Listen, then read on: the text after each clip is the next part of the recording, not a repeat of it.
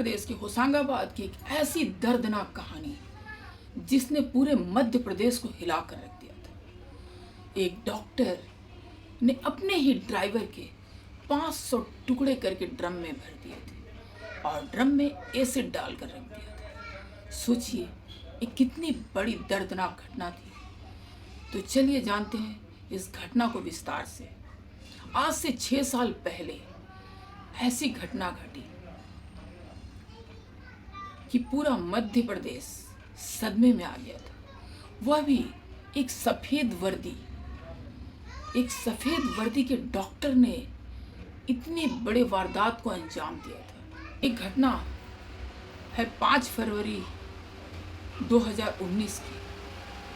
तो घटना से ठीक 1 साल पहले हम चलते हैं, जहां पर डॉक्टर सुनील मंत्री जो 55 वर्ष के थे और इटारसी के सरकारी हॉस्पिटल में एक डॉक्टर के पद पर, हड्डी के डॉक्टर के पद पर थे। 2018 में उनकी पत्नी सुषमा की मौत हो जाती है, जो एक बुटीक चलाती है और उसी बुटीक में रानी काम करती थी।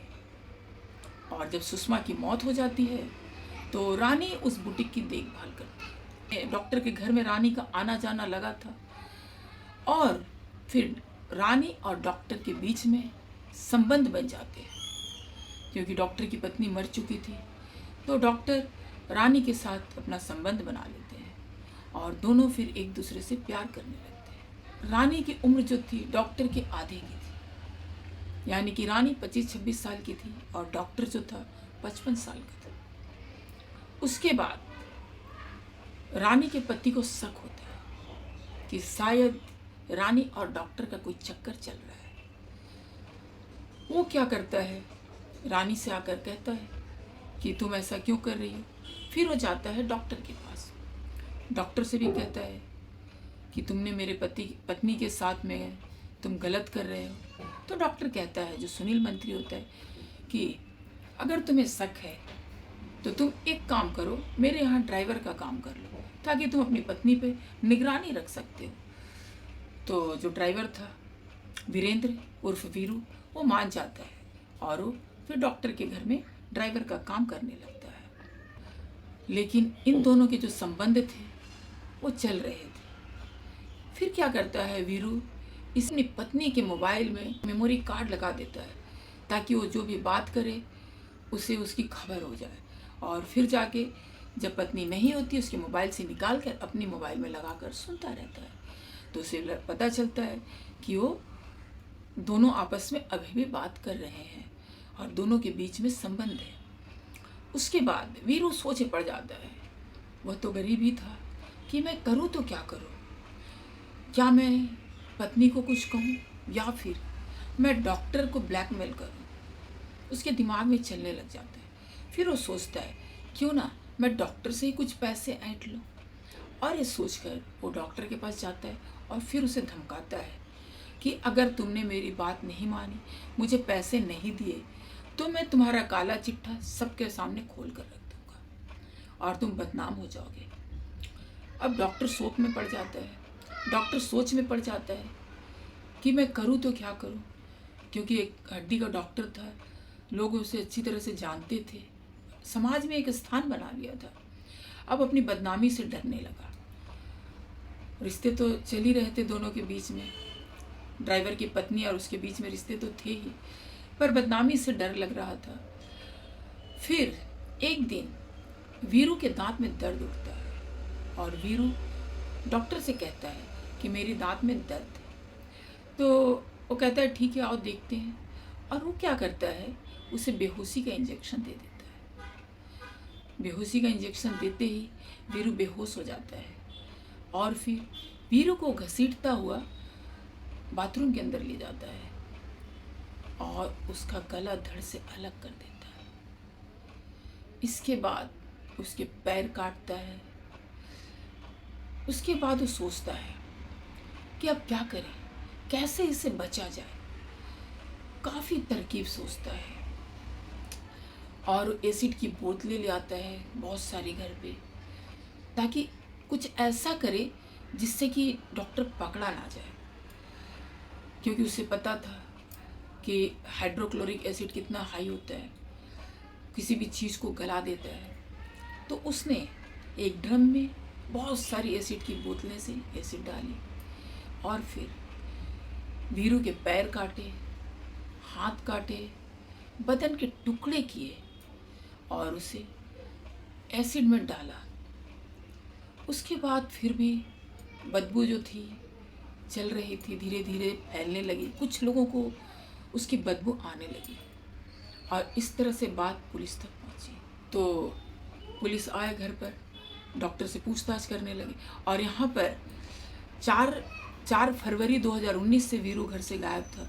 पत्नी को तो सब कुछ पता था, लेकिन फिर भी वो रो रही थी, ड्रामे कर रही थी कि मेरा पति कहीं गायब हो गया है।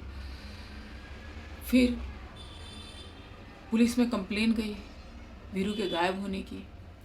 डॉक्टर के घर से बदबू आ रही थी, तो पुलिस को लगा हो ना हो डॉक्टर का इसमें हाथ हो। पुलिस पहुंची डॉक्टर के पास, डॉक्टर से पूछताछ कर रहे। डॉक्टर तो साफ मुकर गया नहीं। फिर पुलिस वाले ने पूछा आखिर में ड्राइवर तो तुम्हारा ही था, तुम्हें कुछ पता होगा। डॉक्टर ने कहा नहीं, मुझे नहीं पता, वो तो मेरे पास आया ही नहीं। फिर पुलिस वालों ने क्या किया, डॉक्टर के घर की तलाशी लेने गए। जैसे ही एक पुलिस वाला कांस्टेबल डॉक्टर के बाथरूम में गया, वो उल्टी करने लगा देखकर, शॉक हो गया। ये क्या है, इतने सारे टुकड़े वहाँ पे। वो वहीं से चिल्लाने लगा, जल्दी आओ जल्दी आओ, यहाँ पर 100 के टुकड़े दिख रहे हैं। और भी पुलिस वाले गए, देखे तो कुछ टुकड़े वहाँ पड़े हुए थे और देखा गया तो ड्रम में पड़े हुए थे। फिर पुलिस वाले ने डॉक्टर से पूछा ये क्या है, तो डॉक्टर ने साफ मुकर गया। उसने कहा कि इसे मैंने नहीं किया है, मेरा घर है, लेकिन इसे मैंने नहीं किया है, मैंने नहीं काटा है। तो पुलिस वाले ने कहा आपका घर है तो इसमें कौन काट सकता है, ये आप ही का काम होगा। डॉक्टर सुनील तुरंत मुकर गए, नहीं मैंने काटा ही नहीं है।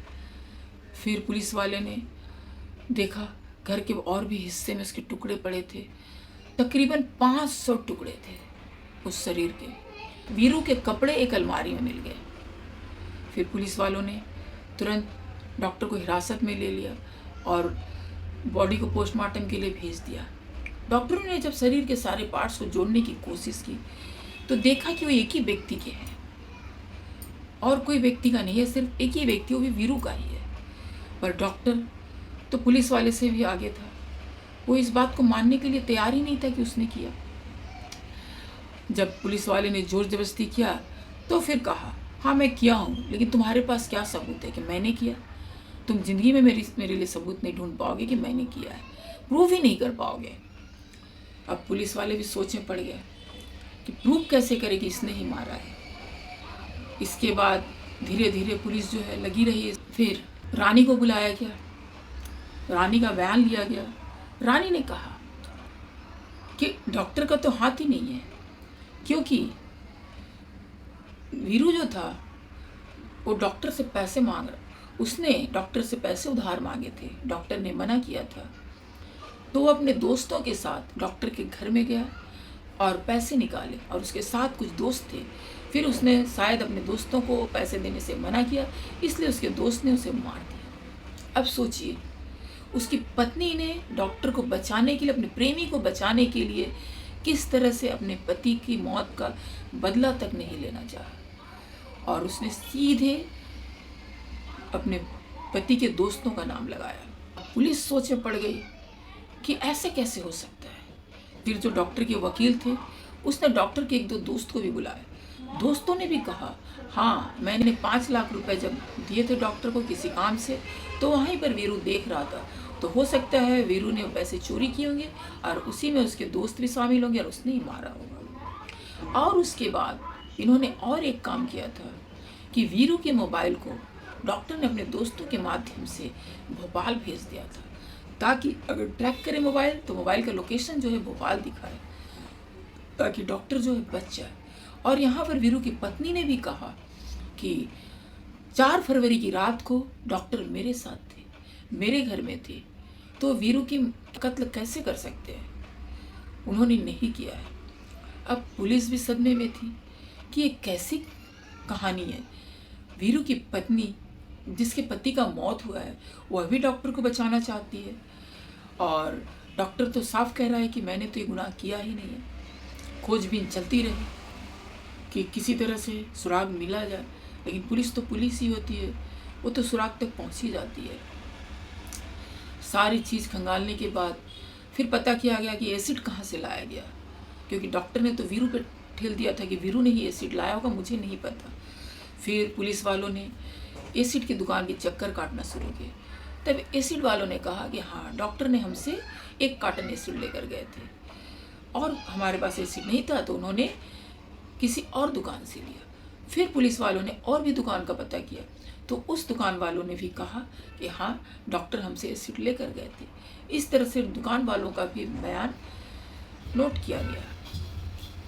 और फिर अंत में जब चारों तरफ से बयान जो है डॉक्टर के खिलाफ हो गई, तब डॉक्टर ने अपना जुर्म कबूल किया और सब कुछ सच बताया कि मैं अपनी इज्जत बचाने के लिए वीरू मुझसे ब्लैकमेल करने लगा था, इसलिए मैं अपनी बदनामी के डर से मैंने वीरू को मारा है। वो मुझे दांत दिखाने आया तो उसी दिन मुझे मौका मिला, मैंने उसे मारा और फिर उसके सर धड़ से अलग किए, हाथ पैर काटे।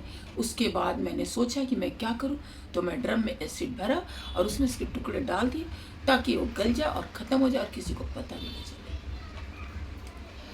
उसके बाद एक केस जो थी 4 साल तक चली। उसके बाद कोर्ट में ने फैसला सुनाया कि डॉक्टर की उम्र को देखते हुए डॉक्टर को उम्र कैद की सज़ा और 15 साल का जुर्माना घोषित किया गया। अब जो है डॉक्टर जेल की सलाखों के पीछे उम्र कैद की सज़ा काट रहा है।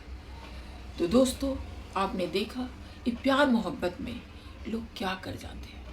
रानी जो थी लालच में कि डॉक्टर से मैं शादी कर लूँगी, मैं पैसे वाले हो जाऊँगी, इसलिए उसने अपने पति को मरवा दिया। ये कैसी नियति है।